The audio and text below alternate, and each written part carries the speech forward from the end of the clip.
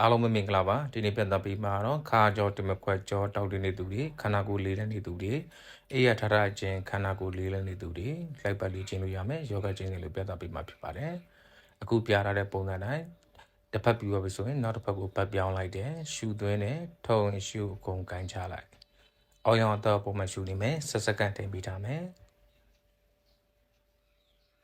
ဟုတ်ပြီပြီးနောက်တစ်ချောင်းပြန်ထုတ်မယ်နောက်တစ်ချောင်းဒီတစ်ခေါက်ကျတော့အရှိကိုနည်းနည်းလေး6တော့ကိုပို့ထုတ်ပြီးမယ်နော်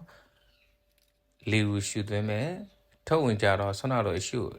ဇက်ကနေဆိုပြီးအရှိကိုအကုန်မကိုင်းနဲ့ဖြည်းဖြည်းချင်းချော့ပြီးတော့ကိုင်းမယ်နော်အကျော်ရန်တင်လို့ဇက်ကနေဆိုအကျော်ညက်ပါမှာဆိုလို့ပါဟုတ်ပြီပြီးရင်ပတ်ပြောင်းသူ့ကိုလည်းအောက်မှာဆက်စက္ကန့်ထည့်ပေးမယ်နော်ရှူသွင်းမယ်ခါဆန်ပြီးတော့ထုတ်ဝင်အရှိကိုအကုန်ကိုင်းချလိုက်မယ်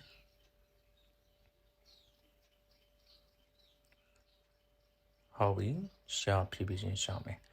ပြီးရင်ဒူကောင်းနဲ့ချောင်းလုံးထောင်းပြီးတော့တစောင်းလေးရေးလိုက်မယ်အရှိ6တော့ကိုတောင်းမှန်ကြအောင်ထားမယ်ရှူသွင်းမယ်ထောင်းရင်တောင်းမှန်ကြတဲ့တိုင်းလေးပဲအရှိကိုဖြည်းပြီးချင်းကိုင်းပြီးရှော့ချမယ်အောင်ရောင်တော့ပုံမှန်ရှူသွင်းရှူထုတ်လုပ်ပြီးဆက်စက္ကန့်ထိန်ပြီးထားမယ်နော်ပြီးရင်တော့ဒီလိုထပ်သွားမယ်အဲ့ဒီတိုင်းလေး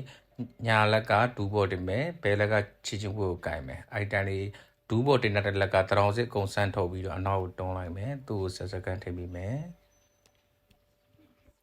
ပြေးပြီဆိုရင်ဖြည်းဖြည်းချင်းရှော့မယ်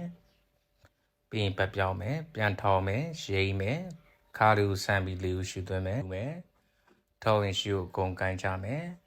အောက်ရောင်ရဲ့ဆက်စက္ကန့်ထိန်ပြီးဟုတ်ပြီပြန်ရှော့မယ်